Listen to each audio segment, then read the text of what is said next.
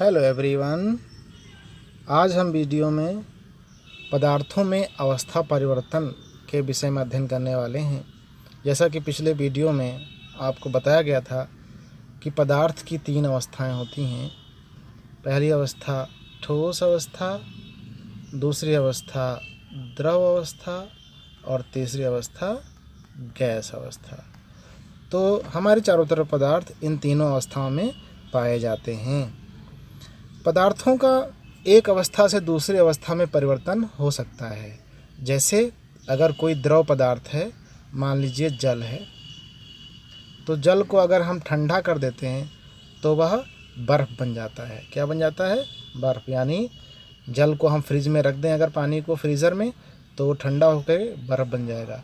और यदि गैस को अगर हम यदि जल को हम गर्म कर दें स्टोव पर, तो वह गर्म होकर के गैस यानी वाष्प बन जाता है और उड़ने लगता है।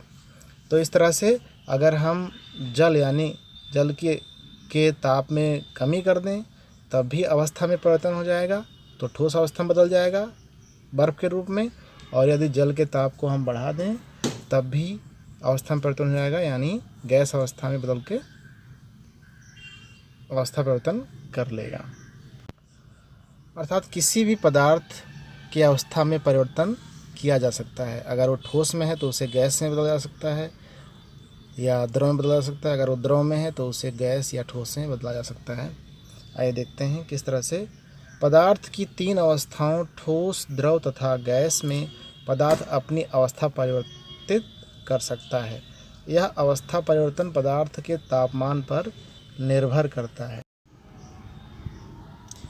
किसी पदार्थ के तापमान में कमी अथवा वृद्धि होने पर पदार्थ की अवस्था में परिवर्तन हो जाता है। जैसे जल के तापमान में कमी होने पर वह बर्फ यानी ठोस अवस्था में, तथा वृद्धि होने पर वह जलवाष्प यानी गैस अवस्था में परिवर्तित हो जाता है। आइए एक चित्र के द्वारा इसको समझ लेते हैं।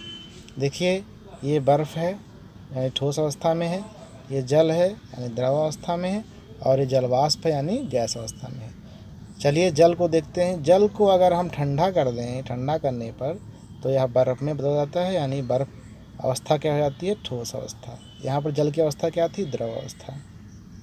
और जल को अगर हम गर्म कर दें तो यह अभी द्रव अवस्था में है, ये गर्म करने पर वाष्प बन जाएगा, यानी कौन सी अवस्था में हो जाएगा? गैस अवस्था में बदल जाएगा। अब पुनः इसी गैस अवस्था को ठंडा अगर कर दें तो यह फिर से जल अवस्था में बदल जाएगा। और यदि बर्फ़ को फिर गर्म कर दें पुनः, तो यह फिर जल अवस्था यानी द्रव अवस्था में बदल जाएगा।